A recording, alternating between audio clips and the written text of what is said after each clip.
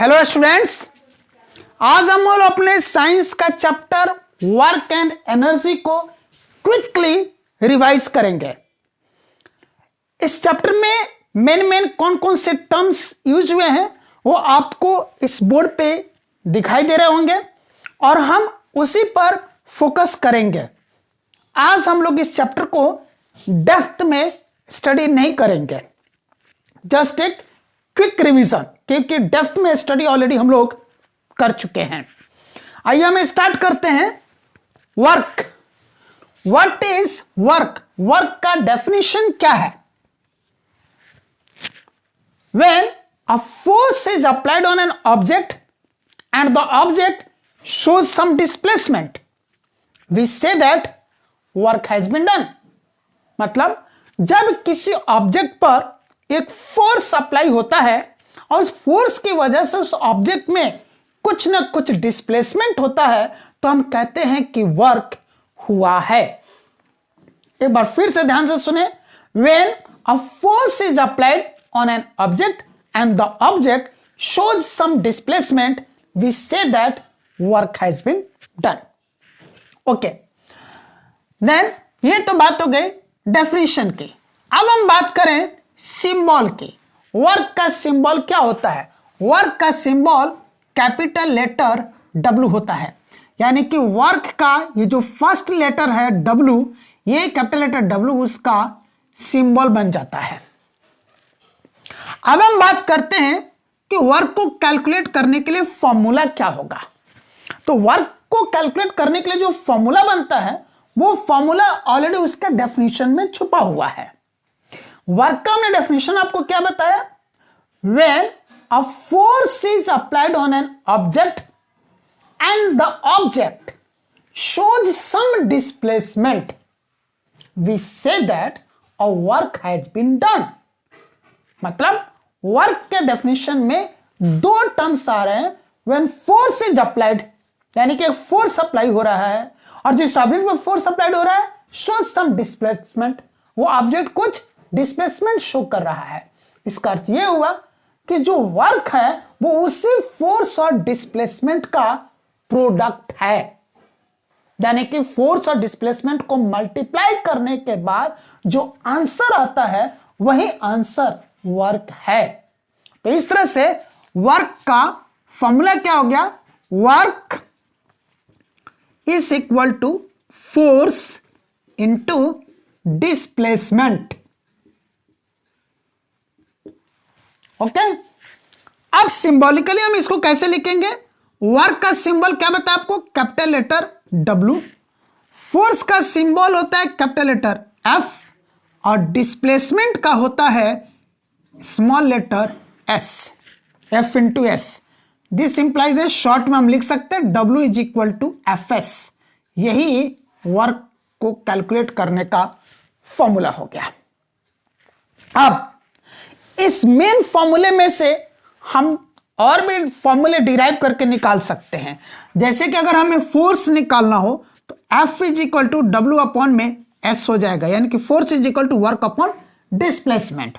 और अगर हमको डिस्प्लेसमेंट निकालना हो S is equal to W upon F हो जाएगा। F equal to W upon S, ये S जो F के साथ मल्टीप्लाई आकर डिवाइड हो गया और S is equal to S के साथ F मल्टीप्लाई में था, वो आके W के साथ डिवाइड हो गया, यानी कि S is equal to W upon F। Displacement equal to work upon force. यानी कि इस फॉर्मूले में हमारे पास 3 टर्म्स हैं, वर्क, फोर्स एंड डिस्प्लेसमेंट। इन तीनों में से कोई भी 2 मालूम है तो हम तीसरा कैलकुलेट कर सकते हैं। ओके, अब हम बात करते हैं कि वर्क कौन सी क्वांटिटी है। आपने पढ़ा है कि हमारे पास यहां पर 2 तरह की क्वांटिटी होती है, एक स्केलर क्वांटिटी और दूसरी vector quantity. Scalar quantity is a quantity which is only magnitude. Magnitude means numerical value, यानी कि स्केलर क्वांटिटी वो क्वांटिटी होती है जिसके पास सिर्फ एक मैग्नीट्यूड होता है, यानी कि उसके पास एक न्यूमेरिकल वैल्यू होता है। And vector quantity is a quantity which has magnitude and direction both. यानी कि वेक्टर क्वांटिटी एक ऐसी क्वांटिटी होती है जिसके पास मैग्नीट्यूड तो होता ही है मैग्नीट्यूड भी होता है और डायरेक्शन भी होता है। मैग्नीट्यूड और डायरेक्शन उसके पास दोनों होते हैं, यानी कि न्यूमेरिकल वैल्यू भी होता है और डायरेक्शन भी होता है, तो वो वेक्टर क्वांटिटी होती है। तो यहां पर जब हम देखते हैं कि वर्क बना है फोर्स इनटू डिस्प्लेसमेंट से, आपने डिस्प्लेसमेंट के बारे में पढ़ा है कि डिस्प्लेसमेंट क्या होता है, वेक्टर क्वांटिटी होता है, क्योंकि डिस्प्लेसमेंट के पास मैग्नीट्यूड और डायरेक्शन दोनों होता है, इसलिए डिस्प्लेसमेंट क्या है, वेक्टर क्वांटिटी है। फोर्स भी वेक्टर क्वांटिटी है, क्योंकि फोर्स के पास भी एक मैग्नीट्यूड होता है और उसके पास एक डायरेक्शन भी होता है। किसी पर्टिकुलर डायरेक्शन में तो फोर्स लगता है ना, यानी कि फोर्स के पास डायरेक्शन होता है, मैग्नीट्यूड तो होता ही है। डिस्प्लेसमेंट के पास भी मैग्नीट्यूड और डायरेक्शन दोनों होता है, यानी कि फोर्स भी वेक्टर क्वांटिटी, डिस्प्लेसमेंट भी वेक्टर क्वांटिटी। वेक्टर क्वांटिटी और वेक्टर क्वांटिटी का जो प्रोडक्ट आएगा, मल्टीप्लाई करने के बाद जो आंसर आएगा वो अभी तो वेक्टर क्वांटिटी ही होगा। तो इस हिसाब से हमारा वर्क क्या हो गया, वेक्टर क्वांटिटी, यानी कि वर्क के पास मैग्नीट्यूड और डायरेक्शन दोनों होते हैं। हम कहते हैं ना कि when a force is applied on an object, certain work has been done in the direction of the force, या फिर when a force is applied on an object, certain work has been done in the opposite direction of the force, या when force is applied on an object, a work has been done in the perpendicular direction of the force, यानी कि कहीं ना कहीं work में एक direction आ रहा है और मैग्नीट्यूड तो है ही। तो ये क्या हो गया, एक वेक्टर क्वांटिटी हो गया। अब हम बात करेंगे कि वर्क का एसआई यूनिट क्या होता है। पहले हम इसके यूनिट को कैलकुलेट करते हैं इसके फॉर्मूले से। वर्क का फॉर्मूला क्या था, W इक्वल टू एफएस, यानी कि work is equal to force into displacement. तो फोर्स का ऐसा यूनिट क्या होता है, न्यूटन, और डिस्प्लेसमेंट का ऐसा यूनिट क्या होता है, मीटर। न्यूटन का सिंबल हो गया कैपिटल लेटर N और मीटर का सिंबल हो गया स्मॉल लेटर M, यानी कि न्यूटन मीटर वर्क का ऐसा यूनिट बना। इसको एक अलग से नाम दे दिया गया, वो है जूल, जिसको कि हम कैपिटल लेटर J से रिप्रेजेंट करते हैं। तो वर्क का ऐसा यूनिट क्या है, जूल, JOULE, जूल। जिस जूल को हम कैपिटल लेटर J से रिप्रेजेंट करते हैं, यानी कि न्यूटन मीटर को ही हम यहां पर जूल कहते हैं। अगर हम इसको अलग अलग करें तो ये क्या बन रहा है, joule is equal to newton into metre, ऐसे हुआ ना, तभी ना न्यूटन इंटू मीटर मिल करके क्या बना है, न्यूटन मीटर बना है। ठीक है, तो अगर हमारे पास 1 न्यूटन का फोर्स हो, यानी कि हमने किसी ऑब्जेक्ट पर 1 न्यूटन का फोर्स अप्लाई किया और वो ऑब्जेक्ट 1 मीटर का डिस्प्लेसमेंट शो किया, तो वर्क कितना हो गया, 1 इंटू 1 न्यूटन मीटर, यही ना। और 1 न्यूटन मीटर को हम लोग क्या बोल रहे हैं, जूल, यानी कि 1 joule is equal to 1 newton into 1 metre, या फिर 1 joule is equal to 1 newton metre, ये बना। तो ऐसा यूनिट क्या हो गया, वर्क का जूल। अब यहां पर हमको मिला 1 जूल, इसका डेफिनेशन भी एग्जाम में आपसे पूछा जा सकता है, define 1 joule of work. 1 joule of work को आप डिफाइन कीजिए। तो ये जो मैंने आपको यहां पर समझाया, इसी में 1 जूल ऑफ वर्क का डेफिनेशन है। क्या बनता है definition, when 1 Newton of force is applied on an object and the object shows a displacement of 1 meter, we say that 1 joule of work has been done. Listen me once again carefully. When 1 newton of force is applied on an object and the object shows a displacement of 1 meter, we say that 1 joule of work has been done. ये definition हो गया 1 joule of work का। चलिए, तो work के बारे में हमने इतना जाना, अब हम जानते हैं एनर्जी के बारे में।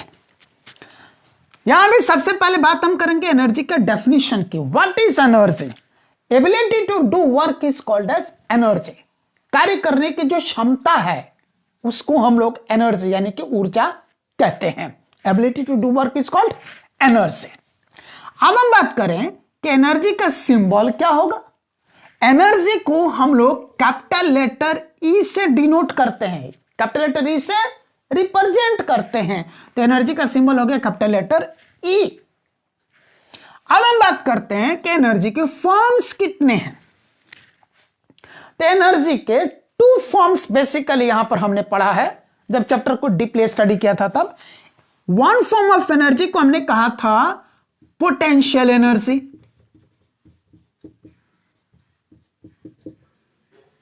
And second form of energy को क्या कहा था, kinetic energy. What is potential energy? Potential energy is the energy possessed by an object by virtue of its state or position or configuration or its composition। मतलब किसी object का potential energy वो energy होती है जो उस object के state की वजह से है, या उस ऑब्जेक्ट के पोजीशन की वजह से उसके पास वो एनर्जी है, या फिर उस ऑब्जेक्ट का जो कॉन्फ़िगरेशन या कंपोजिशन है उसकी वजह से उसके पास वो एनर्जी है। वो वाली एनर्जी पोटेंशियल एनर्जी कहलाती है। और पोटेंशियल एनर्जी का सिंबल हो गया capital letter PE, P for potential and E for energy. इसको कैलकुलेट करने का फॉर्मूला होता है mgh, where m mass of object है, यानी कि जिस ऑब्जेक्ट के पास पोटेंशियल एनर्जी है, जिस ऑब्जेक्ट के बारे में हम बात कर रहे हैं, उस वाले ऑब्जेक्ट का मास, ये है small letter m, mass of the object. g है acceleration due to gravity, acceleration due to gravity g होता है। And h is height, height of the object above the ground, ground से उस object की कितनी height है, वो है h। यानी कि जिस ऑब्जेक्ट के पोटेंशियल एनर्जी को फाइंड आउट करना है, उस ऑब्जेक्ट के मास, उस पर लग रहा एक्सेलरेशन ड्यू टू ग्रेविटी जो कि कांस्टेंट होता है, और उस ऑब्जेक्ट का ग्राउंड से हाइट, इन तीनों चीजों को हम मल्टीप्लाई कर देंगे, जो आंसर आएगा, जो प्रोडक्ट आएगा, वही हमारा पोटेंशियल एनर्जी होगा। ओके, अब हम बात करते हैं what is kinetic energy. Kinetic energy of an object is the energy possessed by the object by virtue of its motion। यानी कि किसी ऑब्जेक्ट का काइनेटिक एनर्जी वो एनर्जी होती है जो उस ऑब्जेक्ट के पास है, वो एनर्जी होती है जो उस ऑब्जेक्ट में मोशन की वजह से होती है। ऑब्जेक्ट खुद, जिस ऑब्जेक्ट के हम काइनेटिक एनर्जी की बात कर रहे हैं, उसी ऑब्जेक्ट में जो मोशन है, उस मोशन की वजह से उस ऑब्जेक्ट में जो एनर्जी है, उस एनर्जी को हम कहते हैं काइनेटिक एनर्जी। और इस काइनेटिक एनर्जी का सिंबल हो गया capital letter K E, K for kinetic and A for E for energy, kinetic energy. अब इसका कैलकुलेट करने का फॉर्मूला होता है half mv², where m is mass of the object. जिस ऑब्जेक्ट की काइनेटिक एनर्जी हम कैलकुलेट करें, उसी ऑब्जेक्ट का mass, and v is velocity of the object. यानी कि जिस ऑब्जेक्ट के काइनेटिक एनर्जी की हम बात कर रहे हैं, उसी ऑब्जेक्ट में जो वेलोसिटी है, वो वाली वेलोसिटी क्या है, k है kinetic energy, m is mass of the object and v is velocity of the object. तो हमारा फॉर्मूला हो गया k is equal to half mv²। Okay, अब हम बात करते हैं एक और टर्म की, उसे हम लोग बोलते हैं मैकेनिकल एनर्जी। मैकेनिकल एनर्जी, इसका सिंबल हो जाता है capital letter ME, M for mechanical and E for energy. Mechanical energy ME, ये कैसे कैलकुलेट होता है? Mechanical energy of an object is the sum of potential energy of that object and kinetic energy of that object. यानी कि एक object के पास जो पोटेंशियल एनर्जी और काइनेटिक एनर्जी है दोनों को हम ऐड कर देंगे। ऐड करने के बाद जो टोटल आएगा, जो सम आएगा, जो आंसर आएगा, वही मैकेनिकल एनर्जी है। बात समझ आ रही है? यानी कि अगर किसी ऑब्जेक्ट के पास पोटेंशियल एनर्जी जीरो है, यानी कि उसके पास जो भी एनर्जी सिर्फ और सिर्फ काइनेटिक एनर्जी के फॉर्म में है। और अगर किसी ऑब्जेक्ट के पास काइनेटिक एनर्जी जीरो है, इसका अर्थ उसके पास जो भी एनर्जी वो सिर्फ और सिर्फ पोटेंशियल एनर्जी है। या फिर ऐसा भी हो सकता है उस ऑब्जेक्ट पर कुछ पोटेंशियल एनर्जी भी हो और कुछ काइनेटिक एनर्जी भी हो। तो ऐसा हालत में जब दोनों को ऐड करेंगे, जो आंसर आएगा वही बनेगा मैकेनिकल एनर्जी, एम। ओके, चलिए अब हम बात करते हैं कि ये जो फॉर्म्स ऑफ एनर्जी हैं, क्या ये इंटरकन्वर्टिबल है? यानी कि एक फॉर्म ऑफ एनर्जी दूसरे फॉर्म ऑफ एनर्जी में चेंज हो जाती है ना? या यहां पर जो हम इस चैप्टर में जो हम पढ़े हैं फॉर्म्स ऑफ एनर्जी में पोटेंशियल एनर्जी, काइनेटिक एनर्जी, यही नहीं, इसके अलावा हम जो अदर फॉर्म्स ऑफ एनर्जी जो जानते हैं, solar energy, electrical energy, mechanical energy, chemical energy, muscular energy, nuclear energy, sound energy, light energy वगैरह वगैरह। तो हम जो भी अदर फॉर्म्स ऑफ जो एनर्जी जानते हैं, क्या ये सारे फॉर्म्स ऑफ एनर्जी इंटरकन्वर्टिबल हैं?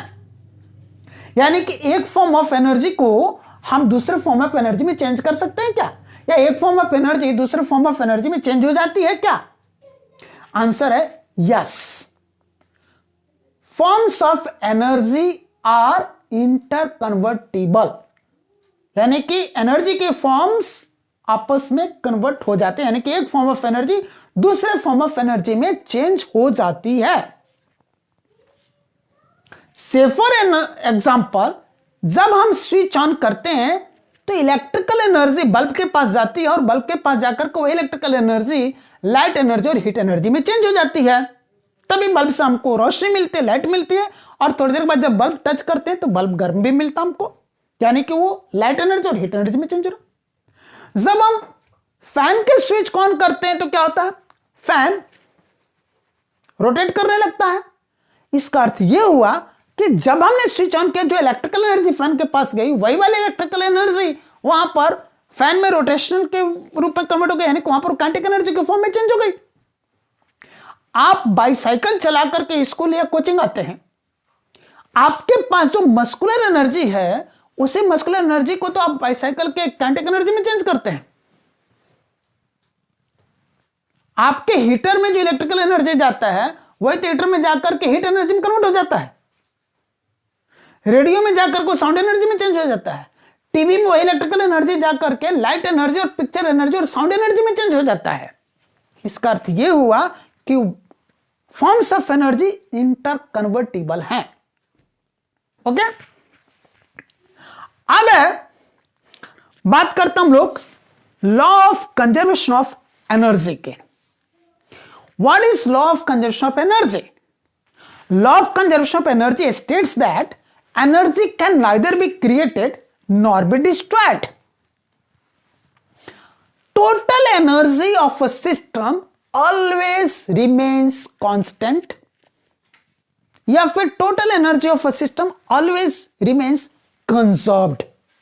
मतलब एनर्जी को ना तो हम क्रिएट कर सकते हैं, ना तो हम उसको पैदा कर सकते हैं, और ना ही हम एनर्जी को डिस्ट्रॉय कर सकते हैं। हम कुछ भी नहीं कर सकते। ना तो एनर्जी को हम क्रिएट कर सकते हैं, ना तो हम उसको प्रोड्यूस कर सकते हैं, ना हम उसको जन्म दे सकते हैं, ना हम उसको पैदा कर सकते हैं, और ना ही जो कहीं कोई फॉर्म ऑफ एनर्जी है हम उससे डिस्ट्रॉय ही कर सकते हैं।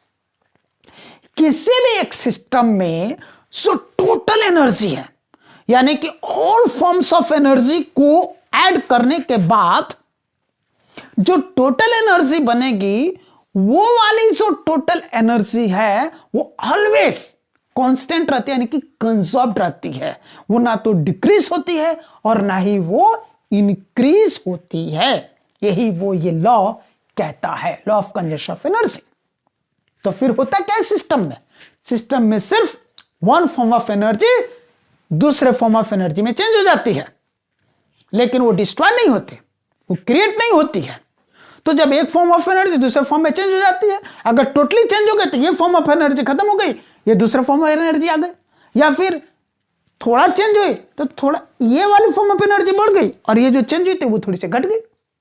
लेकिन जब ऐड करेंगे तो फिर सिस्टम की टोटल एनर्जी उतने की उतनी ही आएगी जितनी पहले थी, क्योंकि total energy of system always remains constant और ऑलवेज रिमेन्स कंजर्व्ड। तो ये हमारा law of conservation of energy. Okay, अब हम बात करते हैं कि एसआई यूनिट क्या होगा एनर्जी का। SI unit, law of conservation of energy हमने बात कर लिया। अब एसआई यूनिट ऑफ एनर्जी क्या होगा? तो एनर्जी का डेफिनेशन क्या कहा हमने? Ability to do work is called energy, यानी कि वर्क एनर्जी से रिलेटेड है, एनर्जी वर्क से रिलेटेड है। वर्क हुआ है इसका अर्थ है कि वह एनर्जी थी तभी वर्क हुआ है, एनर्जी कहीं अप्लाई हुआ है, एनर्जी एक्सपेंड हुआ है, एनर्जी फॉर्म चेंज किया है, इसका अर्थ वहां पर कोई वर्क हुआ है।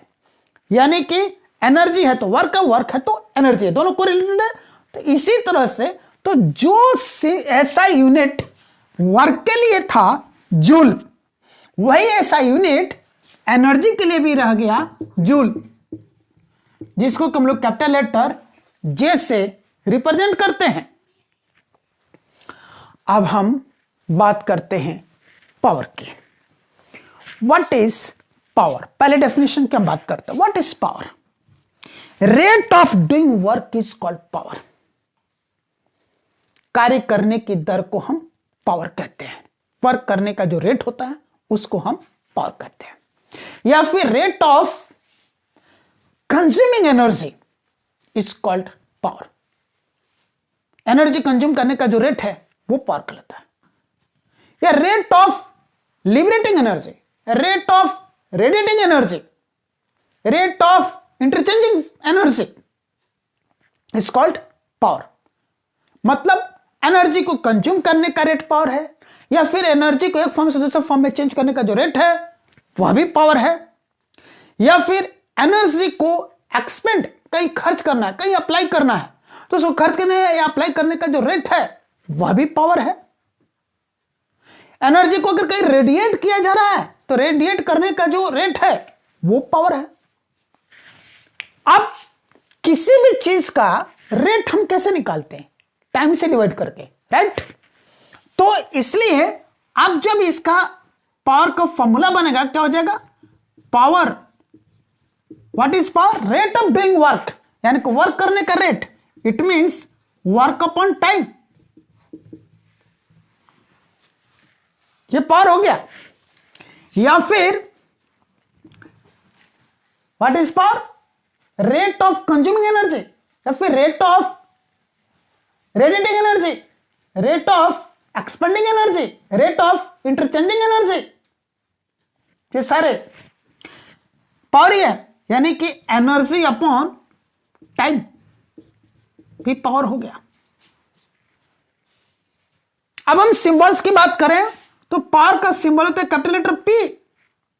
वर्क का सिंबल ऑलरेडी हम लोग यहां पर पढ़ लिए, कैपिटल लेटर डब्ल्यू। और टाइम का सिंबल आपको पहले से मालूम है, small letter T. Capital letter T नहीं, capital letter T for temperature हो जाएगा, small letter T for time. E का, एनर्जी का भी सिंबल हम लोग सीख चुके हैं यहां पर, capital letter E. It means symbolically, अगर हम सिंबॉलिकली बात करें तो P is equal to W upon T, या फिर P is equal to E upon T. यही पावर को कैलकुलेट करने का फॉर्मूला होगा। अब हम बात करें इसमें से डिराइव फॉर्मूले, इसमें से हम कुछ और फॉर्मूले निकाल सकते हैं। यानी कि जैसे W का फॉर्मूला अगर हम लोग निकालें तो क्या जाए, W is equal to T, इधर जाकर मल्टीप्लाई तो क्या बनेगा? PT। या फिर E के लिए फॉर्मूला बनाए तो वो भी हो जाएगा PT। एनर्जी और वर्क दोनों सेम, पावर को टाइम से मल्टीप्लाई करेंगे वर्क एनर्जी निकल जाएगी, वर्क एनर्जी को टाइम से डिवाइड करेंगे पावर आ जाएगा। या फिर T is equal to W upon P, या फिर E अपॉन पी। वर्क को पावर से डिवाइड करेंगे टाइम आ जाएगा, या एनर्जी को पावर से डिवाइड करेंगे तो टाइम आ जाएगा। ये डिराइव फॉर्मूले हो गए। अब हम बात करें एसआई यूनिट की, तो पावर का एसआई यूनिट होता है वाट, WATT वाट, और वाट का सिंबल हो गया कैपिटल लेटर W, वर्क वाला ही सिंबल आ गया यहां पे, नहीं? चलिए कोई बात नहीं, वाट W हो गया। अब हम लोग इन फॉर्मूले से, यहां पर जो हमने फॉर्मूला देखा power is equal to work upon time, अगर उससे हम ऐसा यूनिट कैलकुलेट करते हैं, ऐसा यूनिट निकालने की कोशिश करते हैं, तो क्या बनता है? वर्क का ऐसा यूनिट क्या है? जूल, या फिर एनर्जी की बात करो उसका भी ऐसा यूनिट जूल ही है, और टाइम का ऐसा यूनिट क्या होता है? सेकेंड। इट मीन्स वाट क्या हो गया? वाट हो गया जूल पर सेकेंड, हो गया ना? What is equal two joule पर सेकेंड, यानी कि अगर हम 1 जूल वर्क या एनर्जी को 1 सेकेंड टाइम से डिवाइड करें तो 1 वाट पर आ जाएगा। और यहीं से सवाल आपसे पूछा जा सकता है, क्वेश्चन पूछा जा सकता है एग्जाम में, डिफाइन 1 वाट ऑफ पावर। तो हम कैसे डिफाइन करेंगे? When 1 joule of work is done in 1 second, we say that there is a power of 1 watt। समझ में आ गई बात? अब हम इसको बात करते हैं बिगर यूनिट्स के। ऐसा यूनिट की बात हो गई, पावर का ऐसा यूनिट क्या हो गया? वाट।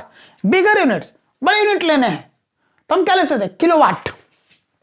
बिगर यूनिट क्या ले सकते हैं? Kilowatt, KW, K small W capital, kilowatt. उससे भी बिगर यूनिट ले तो megawatt, capital M capital W, M for mega, W for watt, megawatt. यानी कि 1 किलोवाट इज इक्वल टू होता है 1000 watt, and 1 megawatt is equal to होता है 10⁻6 वाट। इसको भी पावर नोटेशन में लिखे तो 10⁻3 वाट। 1 किलोवाट इक्वल 10⁻3 वाट, या फिर 1000 watt, and 1 megawatt is equal 10⁻6 वाट, या फिर 10 लाख वाट, है ना? 1s, 10s, 100s, 1000s, 10,000s, lakhs, 10 lakhs। 1 megawatt is 10 lakh watt, 10⁻6 watt. चलिए अब हम बात करते हैं कमर्शियल यूनिट ऑफ एनर्जी के, कमर्शियल यूनिट ऑफ पावर के या एनर्जी के, है ना? एनर्जी जो सप्लाई होता है हम क्या कहते हैं? Power supply, power supply, power supply. Electricity आ रही है, हम क्या कहते हैं? Power supply, energy supply. तो कमर्शियल यूनिट ऑफ एनर्जी बोले, कमर्शियल यूनिट ऑफ पावर बोले। कमर्शियल यूनिट ऑफ एनर्जी होती है यूनिट। क्या होती है? यूनिट। ये यूनिट क्या होता है? Kilowatt hour. यानी कि 1 unit is equal to 1 kilowatt hour. K small kilo के लिए, W कैपिटल वाट के लिए, और फिर H स्मॉल R के लिए। तो 1 किलो वाट होता है 1 यूनिट। अब इसको हम लोग ऐसा यूनिट में चेंज करें तो क्या हो जाएगा? 1 unit is equal to 1 kilowatt hour is equal to 1 kilowatt में यहां क्या बताया आपको? 1000 वाट, है ना?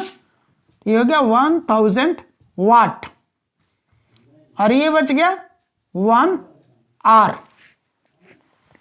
अब ये तो ऐसा यूनिट हो गया वाट पावर का, है ना? पर ये आर टाइम का ऐसा यूनिट नहीं है, तो ये क्या बनेगा? अब उसको भी ऐसा यूनिट में चेंज कर लेते हैं। 1000 वाट एंड 1 आवर में 3600 सेकेंड्स होते हैं। 1 आवर में 1 hour is equal to 60 minutes and 1 minute is equal to 60 seconds.